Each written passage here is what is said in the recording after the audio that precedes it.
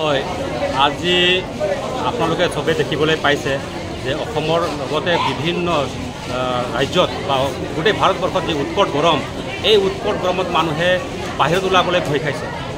সেই সময়ত আমাৰ চাহ শ্ৰমিক ৰাইজ বৰ্তমানে বাগিচাত কাম কৰি আছে। আৰু আমি জাষ্ট এটা অনুৰোধ জনাইছিলোঁ যে আমাৰ চাহ শ্ৰমিকসকলৰ যিটো টাইমিং 7টাৰ পৰা যি 3:30 যিটো টাইমিং আছিল, এই টাইমিংটো অকণমান আগুৱাই দিব লাগে, 1 ঘণ্টা আগুৱাই, আৰু পিছবেলা অকণমান আগতীয়াকৈ ছুটি দিব লাগে বুলি আমি অনুৰোধ জনাইছিলোঁ।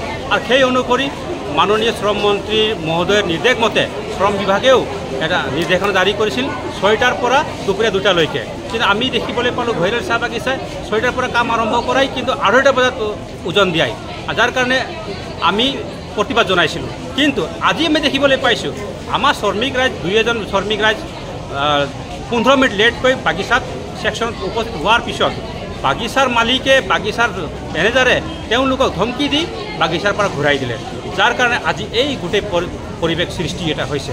আৰু এইটো আমি কৈছোঁ যে বাগিচাৰ মালিক বা বাগিচাৰ পৰিচালকৰ এইটো হঠকাৰী সিদ্ধান্ত, এইটো অসংবিধান অমানৱিক সিদ্ধান্ত।